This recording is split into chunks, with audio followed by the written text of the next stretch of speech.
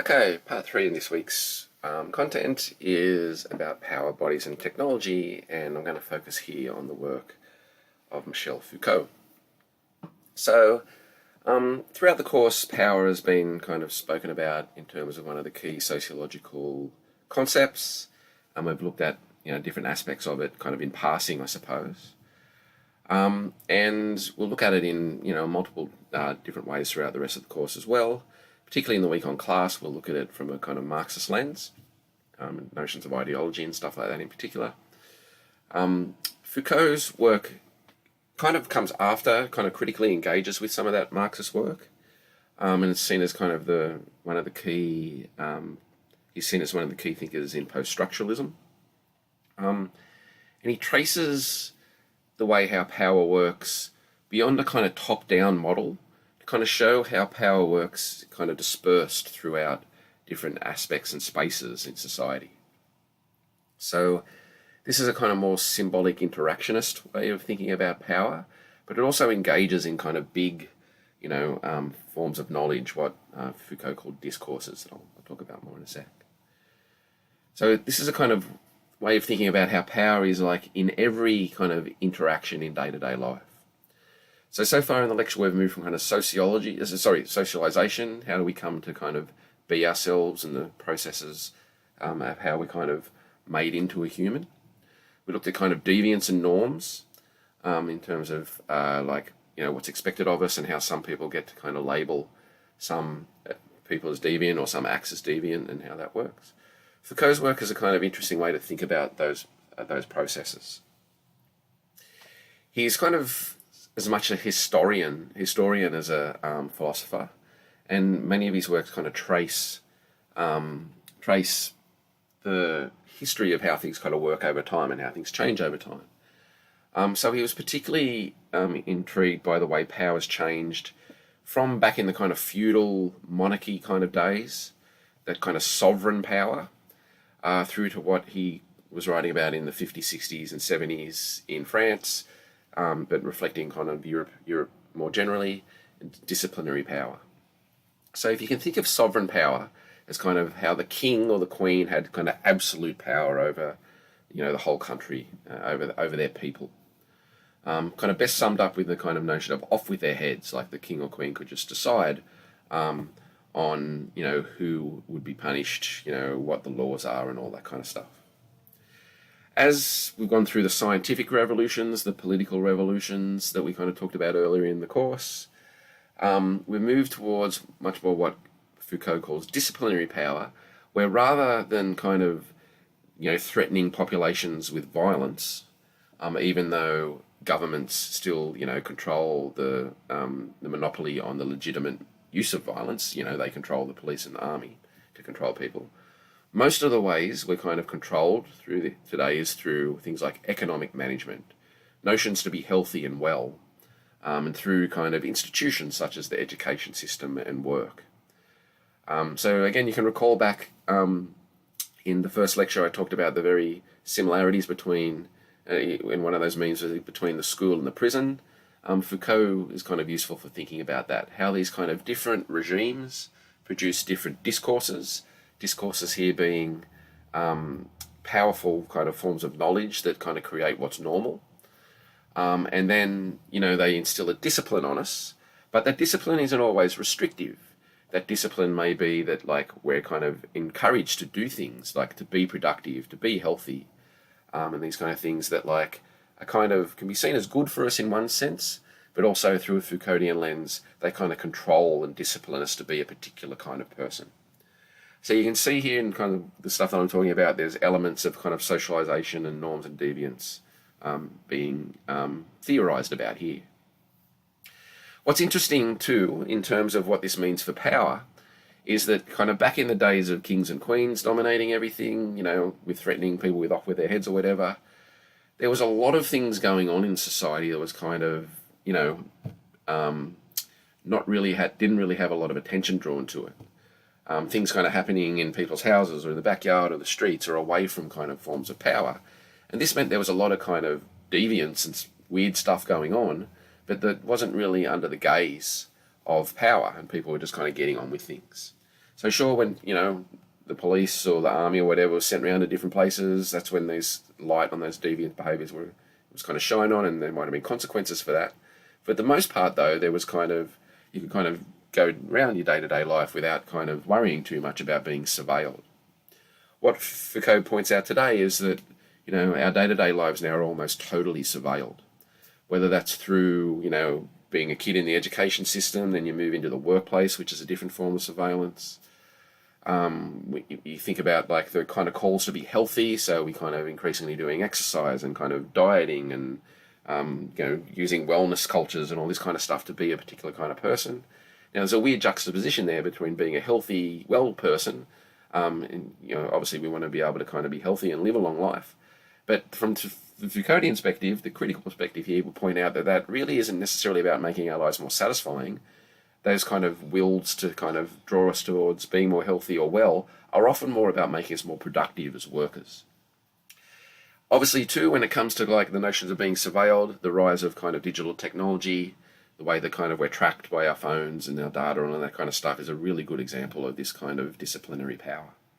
And we'll do a whole week on that in a couple of weeks. So this means that like the way that we're controlled is through our routine habits, and like we're surveilled through these everyday practices, more so than under the threat of like, being sent to jail or, the army coming around or the police or whatever and off with your heads. It's more through these kind of more subtle mechanisms of us wanting to be normal, productive. In this sense, we're kind of governed through freedom, that's how Foucault puts it. And you can see how this kind of fundamentally challenges that structure-agency binary. So, the key idea in Foucault is this notion of discourse. Discourses are sets of widely accepted norms or ways of thinking about particular topics and things, which are taken for granted in a particular time period or locale, and that are the products of expertise. So, where from a more Marxist perspective, power is very much about the economic, the owners of the means of production. Here, Foucault moves more towards a kind of somewhat Weberian understanding of power, where people with professions and knowledge and expertise, scientists, teachers, academics, journalists, media workers, doctors, lawyers, all these kind of white-collar professionals have a kind of increased influence on the world through their work, through those kind of different professions, because those professions themselves play a key role in defining what's normal, in defining what's legal, in defining what's healthy, in defining what's productive, all these different kind of notions that we kind of strive towards. So you can see here that like our governing is based on very much on the idea of progress. Many of these discourses, these expert kind of fields, are trying to make things better in some ways, trying to keep us active, happy, satisfied, entertained. But from the Foucauldian perspective here, it's more about being a productive self, that kind of good worker. And all these things that are kind of put together to kind of make up a good life, when you look at it from a different perspective, seem to be more about making us good workers. For here, from this perspective, what the outsider is in terms of what we're talking about in labelling, it's the worst thing you could be is kind of like not productive, and not being kind of a productive member of society.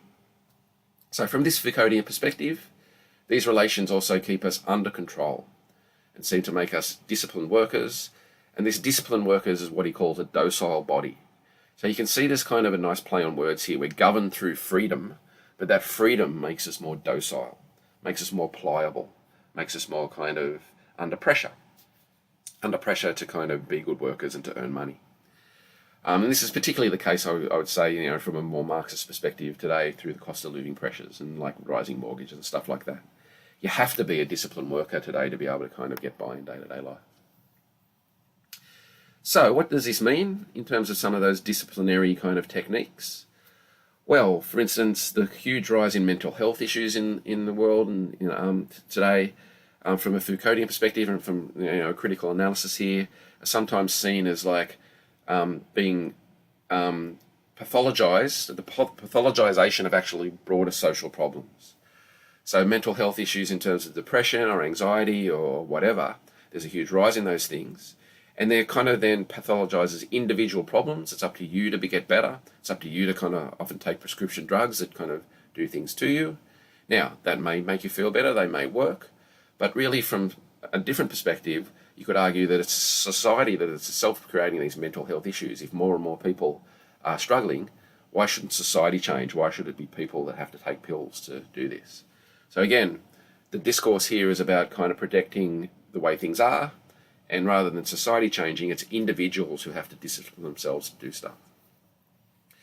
You can see this in other examples too, school curriculums privileges numbers, over emotional intelligence. So it's all about getting a good score, not necessarily about what you learn. It's about whether that correlates into, a high number. And this means, discursively that things like English are valued less than physics or maths. And again, we could question whether that's good or bad, whether that's actually good for society. A more Foucauldian perspective on prisons, for instance, says it's kind of more a stockpile of people rather than to rehabilitate them. And this is particularly in the case in the US, where there's a huge percentage of the population in jail today. In this sense, and bringing Becker back in here, the labelling process here doesn't necessarily rehabilitate anyone. It kind of disciplines them, stockpiles them, gets them out of the way because they're not productive citizens. It's particularly interesting, I think, when you think about the wellness industry and life coaches and personal trainers and stuff like that. Again, I think it's great to kind of want to be healthy. I want to be healthy, I exercise and I try and eat well. But there's a kind of, if you look at, again, through a different lens here, the wellness industry seems to correlate as much with kind of the HR kind of notion of making sure that people turn up to work and are ready to work, and you use your weekend to kind of get ready for work again, rather than kind of pursuing your own kind of creativity or, other forms of politics or whatever. So there's a kind of relationship here between the notion of the docile body, the kind of pliant worker, and what expert knowledge is for. Foucault was particularly critical of the human sciences and particularly psychology as being kind of on the side of kind of producing this kind of pliant worker.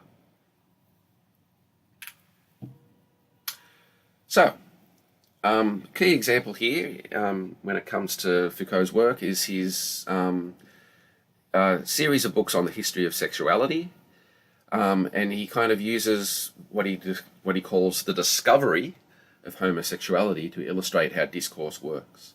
Now, as I was talking about before, back in the days of kings and queens, there was definitely people having sex with their same sex, therefore they were homosexual, but it wasn't called that, right? It wasn't until kind of various forms of expertise through the medical industry, through psychology, psychiatry, through religion, kind of started to label this practice as a particular form of deviance, that it became, a problem for those people that were practicing it.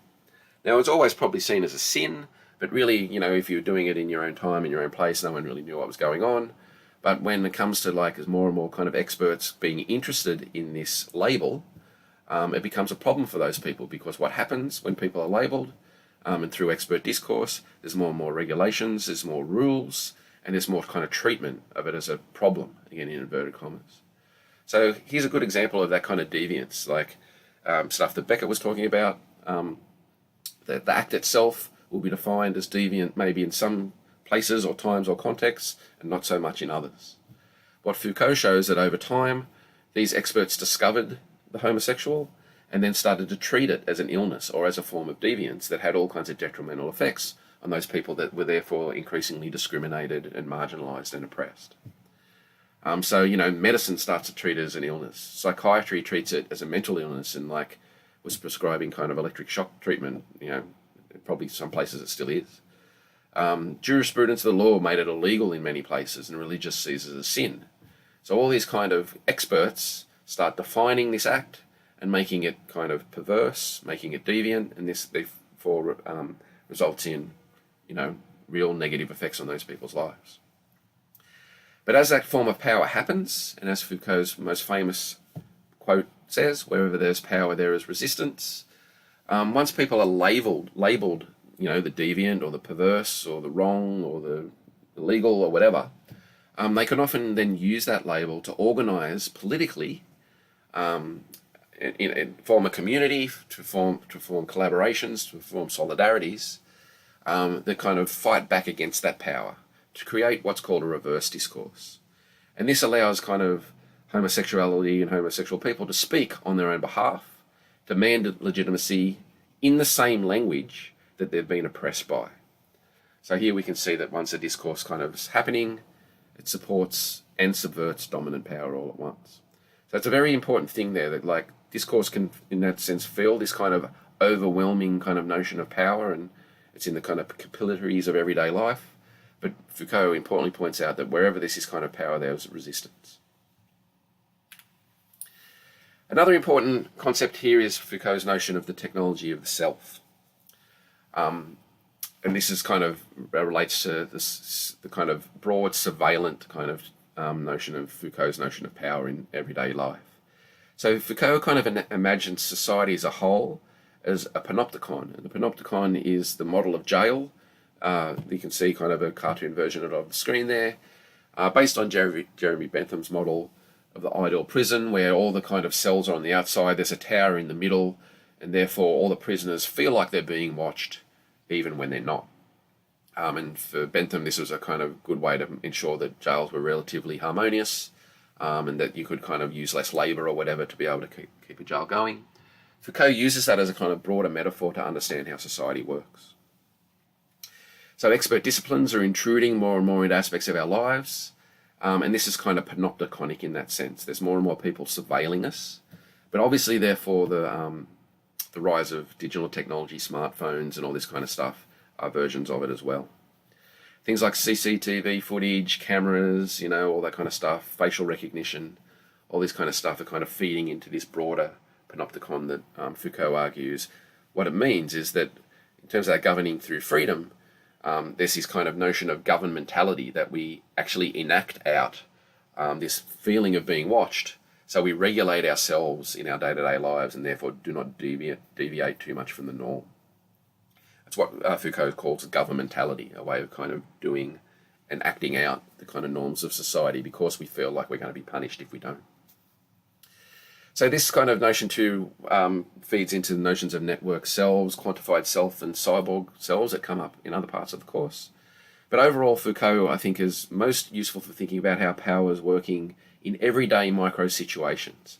Power is not just something about like having all the money. It's not just about having the guns or the violence. It actually is not always just top down like that. It actually works in everyday situations through the way that we perform ourselves. And harking back to Goffman here, the way that we kind of play out the social scripts and perform versions of ourselves.